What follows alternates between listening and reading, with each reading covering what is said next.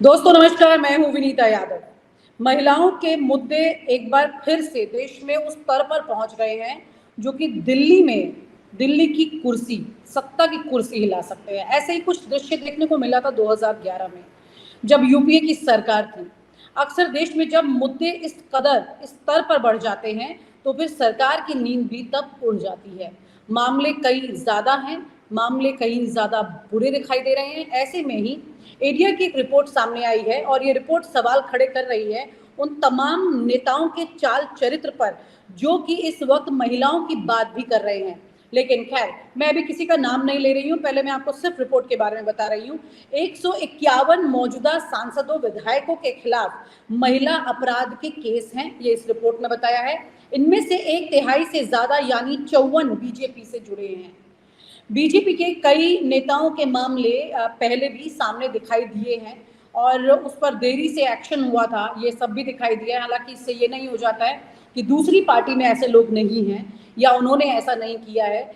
लेकिन सवाल ये है कि इस रिपोर्ट में स्पेसिफिकली बीजेपी से जुड़े हुए नेताओं की, सांसदों की बात यहाँ पर हो रही है।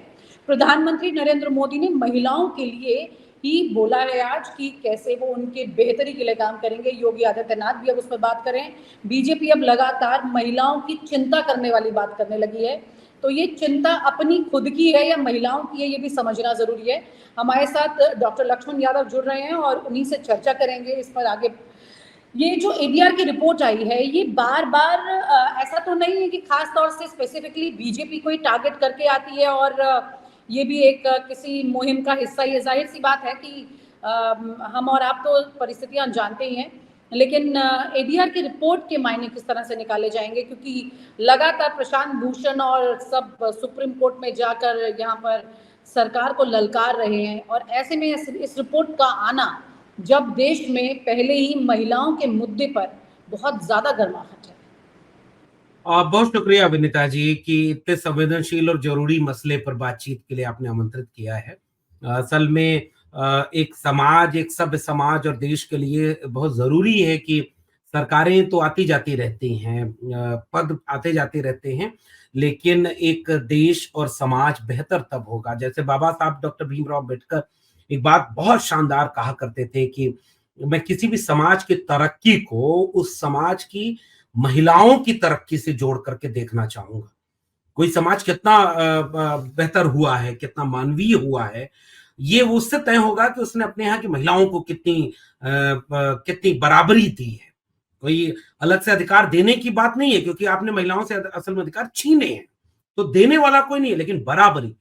वैसे ही ये आज के तारीख में है कि आप सभ्य समाज की दावा करें, दुनिया में बड़ी अर्थव्यवस्था बनने का दावा करें, और अगर महिलाओं पर बलात्कार न रुके, और ये वाला बलात्कार तुम्हारा है, ये वाला मेरा है, ये वाली हिंसा पर तुम बोलो, इस पर मैं नहीं बोलूंगा, अगर ये होने लगेगा तो मुझे लग रहा है कि इससे न्याय और मानवता का मूल्य तिरोहित होगा। एक तो शुरुआती टिप्पणी ये है कि जितना गलत कलकत्ता का बलात्कार है, उतना ही गलत यूपी का भी होगा और उतना ही गलत महाराष्ट्र और बिहार का भी होगा। महिलाओं के प्रति एक संवेदनशील समाज बनाना हमारी जिम्मेदारी है। अब इसे लेकर के जब बयानों का सिलसिला हम देखते हैं तो प्रधानमंत्री जी जैसे बयान, इतना अच्छा बयान कौन देगा कि उन्हें मणिपुर की निवस्त्र घुमाई गई, बलात्कार करके मारी गई महिलाओं की भी बहुत पीड़ा है। एक आध बार वो झलकी है, वो उन्होंने भी उसकी भी पीड़ा दर्ज की है। वो आज भी कहते हैं कि हम महिलाओं को सशक्त करेंगे, उनको बराबर का सम्मान दिलाएंगे, लेकिन व्यवहार में क्या दिखता है? जहां से आपने बहुत शानदार तरीके से भूमिका शुरू की कि इसी देश में निर्भया का एक कांड हुआ और उसके बाद पूरा देश सड़कों पर उतर गया, कानून में बदलाव लाया गया, सब कुछ हुआ, लेकिन हम वो नहीं रोक पाए जिसके लिए पूरा देश सड़कों पर उतरा था। हाथरस की एक बेटी उसके सालों बाद अन्याय की शिकार होकर के मारी गई, और उसके बाद वहां पर कानून का पक्ष क्या था? उत्तर प्रदेश के बड़े बड़े पुलिस अधिकारियों ने बिना जांच के कह दिया कोई बलात्कार नहीं हुआ है, और 12 बजे रात को उस पीड़िता की डेड बॉडी को बिना उनके परिवार की मौजूदगी के जला दिया गया। उस समय क्या हुआ हमें नहीं पता। अभी कुछ दिन पहले रिपोर्ट आती है कि चिन्मयानंद के सारे मुकदमे बीजेपी वापस लेगी, मीडिया में खूब खबरें इसकी चलती हैं। राम रहीम भी पैरोल पर जितना रहे हुआ है उसने रिकॉर्ड बनाया, दुनिया का रिकॉर्ड बनाया है। और आसाराम के बारे में भी ये सारी बातें आ रही हैं। बलात्कार को लेकर के बीजेपी का रवैया जग जाहिर है। जहां तक बात एडीआर की रिपोर्ट की है विनीता जी, ये एक ऐसी संस्था है कि अगर वो बीजेपी के खिलाफ काम कर रही होती तो बीजेपी कब तक ईडी सीबीआई भेज करके उनको निपटा चुकी होती। यानी एडीआर कुछ आंकड़ों के जरिए ये साबित करती है कि हमारे देश की संसद में, और एडीआर ने जो सूची जारी की उसमें केवल बीजेपी के लोगों की बात तो है नहीं।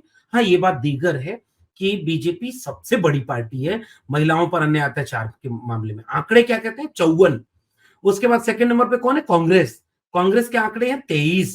तो है सबके आंकड़े। उसके बाद लंबी फहरिस्त हर पार्टियों की, 2 से लेकर के एक दागी जिसे हम कोट अनकोट महिला विरोधी आरोप जिस पर लगे हों। इसका मतलब एडीआर एक सबका आंकड़ा दे रही है। अब ये एडीआर को दिखा कि भाई बीजेपी सबसे ज्यादा उसमें है, महिलाओं पर अन्य अत्याचार करने का आरोप जिन पर लगा है वो सबसे ज्यादा बीजेपी में है। तो सबसे ज्यादा अगर बीजेपी में है तो बीजेपी के भाषण, प्रधानमंत्री नरेंद्र मोदी जी के भाषण और बीजेपी का रवैया, बीजेपी का अप्रोच, ये महिलाओं को लेकर क्या है, समाज इसका विश्लेषण करेगा। और मुझे लग रहा है यहां बीजेपी अपने को बचाने की स्थिति में नहीं है। जी। लेकिन इतने वक्त में चाहे चिन्मयानंद की बात करें, कुलदीप सेंगर की बात करें, ये तस्वीरें पहले भी आती रही और उसके बाद भी बीजेपी लगातार चुनाव जीतती रही। ये मैटर करता भी है अभी इन दिनों में? थोड़ा रूड है ये चीज लेकिन इम्पोर्टेंट है। बहुत महत्वपूर्ण सवाल है क्योंकि आपने ठीक कहा कि भाई अगर आप समाज को कह रहे हैं कि इसका असर समाज तक होता है तो समाज ये देखता है कि हाथरस के बाद भी यूपी में वो जीते, उसके बाद कठुआ के बाद भी वो जीते, उन्नाव के बाद वो जीते, वो जीतते जा रहे हैं। चुनाव जीतना एक बात है, जैसे यही इसी बार का चुनाव ले लें या 2022 का उत्तर प्रदेश का चुनाव ले लें। चुनाव एक वजह से नहीं जीतते, वो कई वजहों से जीतते हैं, point number 1। And point number 2 is कि वो चुनाव केवल चुनाव लड़कर नहीं जीतते हैं, वो चुनाव जीतने के लिए जो कुछ भी करना होता है वो सब करके चुनाव जीतते हैं। और इसलिए एक रिपोर्ट और आई और उस रिपोर्ट ने हलचल मचाई। हालांकि नियंत्रित मीडिया उसे दिखाता नहीं है कि जितने वोट पड़े थे गिने उससे ज्यादा गए। तो अब इसका मतलब क्या है? मान लीजिए 2-4 5 वोट की करोड़, अगर, लगभग 5 करोड़ वोट के आसपास का चुनाव। हाँ, तो ये कोई सामान्य वोट तो है नहीं। मैं कह रहा हूं अगर 5 वोट भी ज्यादा हो तो वो पूरी की पूरी प्रक्रिया निरस्त होनी चाहिए, और यहां मामला 5 करोड़ का है। दूसरी बात, समाज कई बार त्वरित रूप से भूल जाता है, वो नोटबंदी भूल करके उन्हें ही वोट देता है। वो कोरोना की महामारी में अपनों को खोने और सरकार की बद इंतजामियों के समय, उसे कोविड के समय याद रहता है विनीता जी की समाज को बचाना है, मानवता को बचाना है तो हॉस्पिटल होने चाहिए, दवाई होनी चाहिए, पढ़ाई हो, रोजगार हो, शिक्षा हो। जब वो परेशान होता है तो ये सोचता है, और जब वो वोट दे रहा होता है तो वो नहीं सोचता, वो झूठ पे चला जाता है कि हाँ पापा ने वार रुकवा दी थी, या इस तरह के कोई प्रोपेगेंडा, या झूठ के बाजार में जो पार्टी जितना ज्यादा खर्च कर देती है। सबसे दुनिया का सबसे महंगा चुनाव भारत में, और उसमें सबसे ज्यादा पैसा खर्च करने वाली बीजेपी। हर जिले में बीजेपी के ऑफिस बन गए हैं। बीजेपी के कार्यकर्ताओं को पेड वर्कर की तरह वो चाहे आईटी सेल में बैठा करके उनको 2 रुपया पर ट्वीट दे करके दूसरे के खिलाफ गालियां दिलवानी हो, या गांव में आरएसएस और बीजेपी के लोगों से काम लेना हो। तो जो अपरंपार पैसा जुटाया है बीजेपी ने, आज की तारीख में वो पैसा बीजेपी चुनाव में इस्तेमाल करती है। फिर इलेक्टोरल बॉन्ड का चाहे वो पैसा हो, चाहे वो अंबानी अडानी से डायरेक्ट ले लिया गया पैसा हो। तो चुनाव जीतने के लिए इतने समीकरण हैं, बीजेपी उन सबका इस्तेमाल करती है। और भारतीय समाज के लोग बहुत जल्दी भूल जाते हैं कि उन्होंने कितनी अमानवीय त्रासदियां देखी थी। कई बार ये वो मानते हैं कि इस त्रासदी के गुनहगार हो सकता है वो खुद हो, सरकार न हो, इसलिए वो सरकार को माफ कर देते हैं या किसी त्वरित झूठ में आ जाते हैं, और इसका नुकसान समाज को उठाना पड़ता है। जी। इसमें जो सिटिंग एमपी और एमएलए हैं वो 135 हैं, 16 एमपी हैं और 135 एमएलए हैं। और मतलब एक बहुत बेसिक सा सवाल है, जब आप महिलाओं की बात कर रहे हैं, अपने भाषणों में भी जाकर करते हैं, और आप आज बात कर रहे हैं कि ठीक है ये एडीआर की रिपोर्ट है जो कि आपको क्रिटिसाइज करती है अक्सर, लेकिन आप इस पर संज्ञान तो ले सकते हैं ना। क्योंकि कुल मिला के हम महिला की बात कर रहे हैं, उसमें पार्टी नहीं देखनी चाहिए। हो सकता है इसी पे विपक्ष फिर थपथपा रहे हैं। मुझे लग रहा है कि प्रधानमंत्री जी के भाषणों को जब आप सुनिए और लगता है कि हाँ, कोई नॉन बायोलॉजिकल बहुत महात्मा परमात्मा टाइप का व्यक्ति बोल रहा है। कई कई बार तो वो बहुत अच्छा बोलते हैं। शुरुआत जब उन्होंने बोलने की थी, हालांकि वो इतना बोले हैं कि लोग भूल भी गए क्या क्या बोले हैं। जैसे 100 दिन में काला धन न ले आऊं तो चौराहे पे लटका दे, मतलब छोड़ दिया लोगों ने। अरे छोड़ो, अब काला धन कहाँ आएगा। नोटबंदी के बाद भी नहीं काला धन आया और अभी भी नहीं आया। उन्होंने एक बात कही थी कि जितने आरोपी हैं, जिनके ऊपर चाहे वो सांसद हो चाहे विधायक हो, हम अपनी पार्टियों को और संसद को पाक साफ करेंगे और फास्ट ट्रैक कोर्ट बना करके दोषियों पर तुरंत कार्रवाई करेंगे और ये भूल जाएंगे कि कौन दोषी बीजेपी का है, नेता है, या कौन विपक्ष का नेता है। अब आप अभी अगर वो चला दीजिए भाषण, दुनिया एकदम लालोट हो जाएगी। वाह, नेता हो तो ऐसा प्रधानमंत्री नरेंद्र मोदी जी की तरह होना चाहिए। और जब नेता बन गए, बड़े पद पर पहुंच गए, तो अपना भाषण भूल गए। उनका भाषण न जनता गंभीरता से लेती है, न वो खुद गंभीरता से लेते हैं। खुद प्रधानमंत्री नरेंद्र मोदी जी ये बात बोल चुके हैं कि वो महिलाओं पर अन्याय अत्याचार के मामले में जीरो टॉलरेंस लेंगे।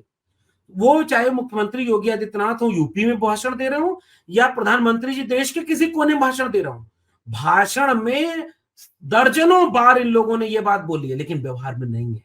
व्यवहार में अपने नेताओं को बलात्कार का आरोप हो, महिलाओं से छेड़खानी और शोषण का आरोप हो, देखा यह गया है कि बीजेपी उन्हें प्रथम दृष्टया बचाने का काम करती है। वो कुलदीप सिंह सेंगर को भी बचाती है बीजेपी, चिन्मयानंद को भी बचाती है बीजेपी, कठुआ में तिरंगा लेकर के बीजेपी के लोग उतर जाते हैं, बिल्किस बानो के बलात्कारियों का फूलमाला से स्वागत हो जाता है।